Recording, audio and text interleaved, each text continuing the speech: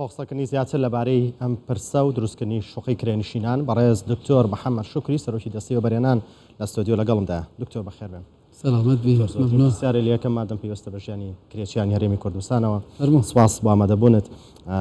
لە تەواوی هەرێمی کوردستان ئەو شوێنانەی کە ئەو شوقانی تیا دروست دەکرێت زەوی تەرخان کراوە یان ماوە؟ سڵاوات لێ بێ. طبعاً لە تەواوی هەرێمی کوردستان جارێش زەویەکان دەستنیشان نەکراوە، چونکە ئێمە تەنها لە سنتەری پارێزگا و ئیدارە سەربەخۆکان دروست ناکەین، لە شوێنەکانی تریشە لە قەزاکانیش لەوانە نەتوانین لە هەموو قەزاک دروستکەین، چونکە ئەو بەدادەچوونەی ئێمە کردیتمان لە پارێزگاکان هەندێک شوێنی هەرێمی کوردستان هەیە لەوانە تەقبولی دروستکردنی شوقە نەکەن، بۆیە لە شوێنێکی نزیک وڵاهی خەڵکەکە یعنی لەوانە کۆمەڵاتیەوە، بۆیە ئێمە لە هەندێک شوێن نزیک لەو شوێنانە دروست دەکرێتن. بۆیە ئێمە لە ئێستا لە هەولێر سنتەری هەولێر دوو شوێن دەستنیشان کراوە، شوێنی سێمیش خەریکە دەستنیشان دەکرێت. هەولێر لەکوێن؟ لە دوو شوێنن، لە یەکێک لە بابڵند بە باکووری شار، یەکێک لە باشووری شارە، لە سەر جادە ڕئیسەکانی 120 و 150 مەترینە کە نزیکن لە خەدەمات. حکوومەتیش خەدەماتەکانی بوو جێبەجێ دەکا و ئینشاءڵڵا ئێمە بتوانین لە ماوەیەکی زۆر نزیکدا دەست پێ بکەین. طبعاً لە دهۆک شوێن دەستنیشان کراوە، لە زاخۆ لە دهۆک لە چەند شوێنێک طبعاً لە سۆران شوێن دەستنیشان کراوە، جارێ لە سنتەری سۆران، دواتر ئینشاءڵڵا لە شوێنەکانی تریش لە سلێمانی قسەی لەسەر کراوە و باسی چەند شوێنێک کراوە. لە هەڵەبجە تقریبان دەستنیشان کراوە و پێیان گوتینە کە زەویەکەیە و بۆ ئەوە تەرخان کراوە لە گەرمیان بە هەمان شێوە خەریکی سێ شوێن دروست دەکرێتن لە کەلار، لە کفری، لە ڕزگاری، لە ڕاپەڕینش بە هەمان شێوە. ئینشاءڵڵا بتوانین لە دوو هەفتەی داهاتوو هەموو ئەو شوێنانەی کە پێویستە ئەوانە لێ دروست بکرێتن زەویان بۆ تەرخان بکرێت. تازە ئێمە سەعرەکانمان ئێعلان کردووە، ئەوەی کە ئەمڕۆ لەو دکتۆر ئەو نرخانە بۆ کەسێکی کرێنشین زۆر نییە، 4000 دلار و 5000 و 6000 دلار. یعنی ئەو بەدواداچوونەی ئێمە کردومانە بۆ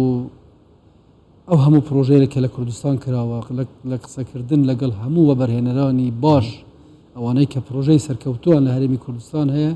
گەشتینە ئەو سعرەکە سعرێکی زۆر زۆر مناسبە، چونکە جار یەک قست دەدەی بۆ یەک جار دەدرێ، ئەوی تر بۆ ماوەی 15 ساڵ دەکرێتە، یعنی مقدمە یەک جارە قستێکی 15 ساڵی بە منازەمی دەدرێتن کە پرسیاری زۆر دەستگا و هەیئاتی حکوومەتیش کراوە، خەڵکیش کراوە، یعنی بە سعرێکی مناسب لێک دراوەتەوە و لە توانای زۆربەی هەر زۆری ئەو خەڵکەیە کە ئەو ڕوبەناوی کرێچی یان کەم دەرامەت ناسراوە. ئینشاءڵڵا یعنی ئەو بابەتە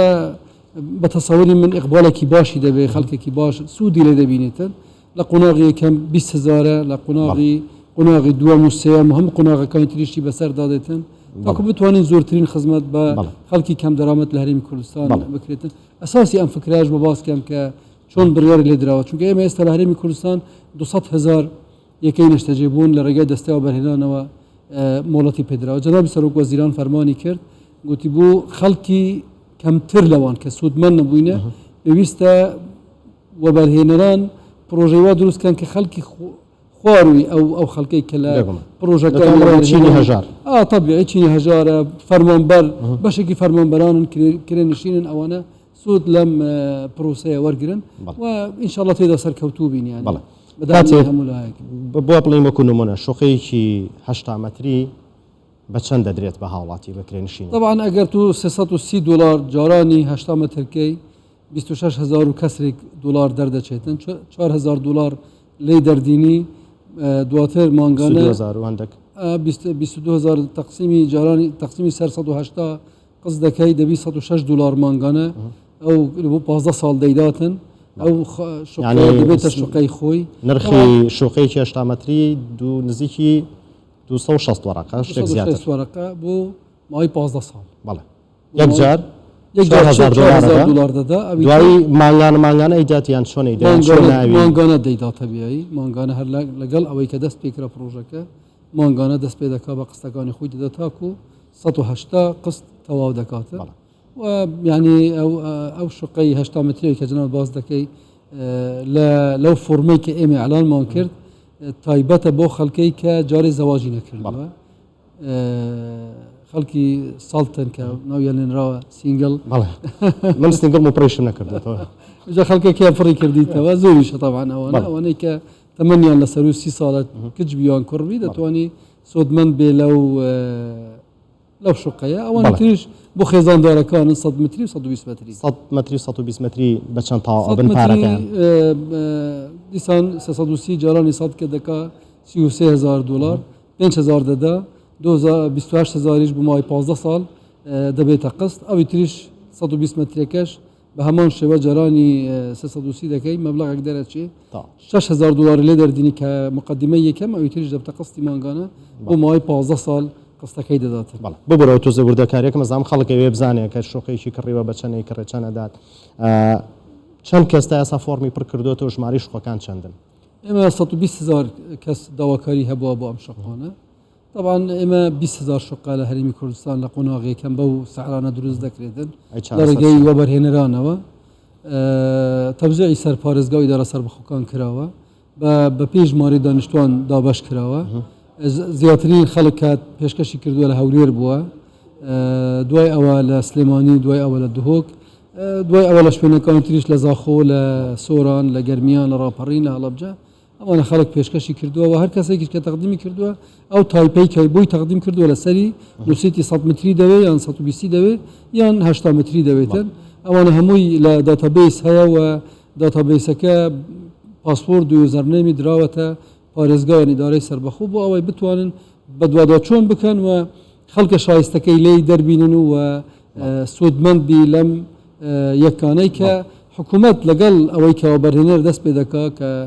شوقەکان دەست پێ دەکا خەدەماتی بوو دەچی جادەی بوو دەچی ئاوی بوو دەچی کارەبای بوو دەچی مەدرسەی لەگەڵ دروست دەکرێت مرکزی سەحی لەگەڵ دروست دەکرێت ڕەوزەی لەگەڵ دروست دەکرێت ئەوانە هەمووی خەدەماتی لەگەڵ خۆی دروست دەکرێت و لە ماوەیەکی کەمیش دەکورتڵین شارێکی باشتر و متەکاملتر لە شارانی دیکەێکی باشتر دروست دەکرێتن بە مواصفاتێکی باشیش چونکە چەندین ڕێکخراوی کواڵەتی کە لەسەر ئاستی دنیا شەهادات و ئیجازاتیان هەیە لەگەڵ ئێمە بەشدارن لە دانانی کواڵەتی لە سەرپەرشتیکردن لە چاودێریکردن جگە لەوەش لەژنەیەکی باڵا لە نیوان دەستی وەبەرهێنان وەزارەتی شارەوانی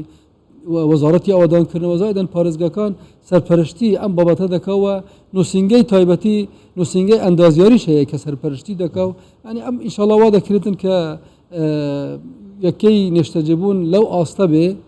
گونجا بێ و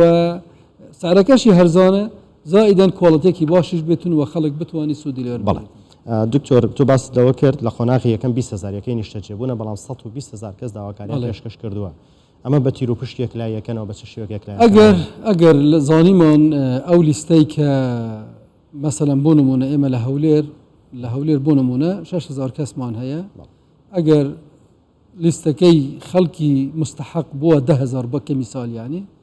6,000 یەکەم هەڵدەبژێردرێ ئەوی تریش بە پێی بڕیاری جەنابی سەرۆکوەزیران لیستی چاوەڕوانی دروست دەکرێتن لەگەڵ ئەمە چەندی تر پێویست بی دروست دەکرێتن یعنی ئەوە نییە مەسەرەن ئێمە لەسەر 20,000 بواستین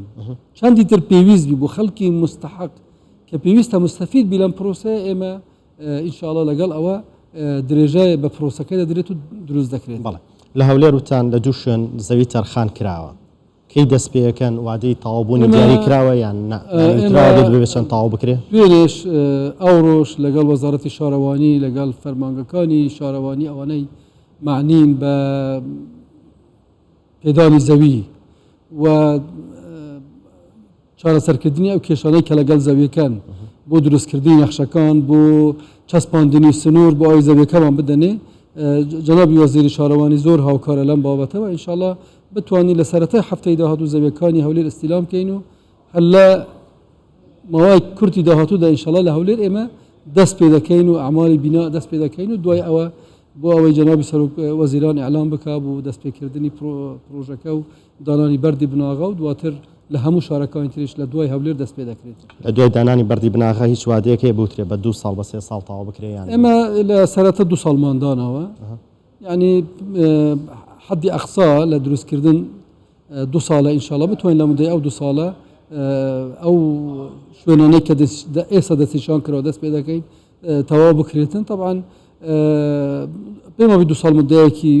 باشە ئێمە پرۆژەمان هەیە کەمتر لەوەی کە پێشتر اعلان کراوە و جێبەجێ کرا کەمتر لە 2 ساڵ بەڵام ئەمە حدی ئەقسە 2 ساڵ دانڕەوە ئینشاءالله بتوانین کەمتر لە 2 ساڵ لە ڕێگەی وەبەرهێنەرانی ئێمە جێبەجێ بکرێتن و تەسلیم بە هاوڵاتیان بکرێتن. بەڵێ بەڕێز دکتۆر محەممەد شکوری سەرۆکی دەستی وەبەرهێنان لە ستۆدیۆ ئامادە بوویت. سپاس بۆ ڕوونکردنەوەکانتان بۆ ئامادەمتان دکتۆر بەخێرات.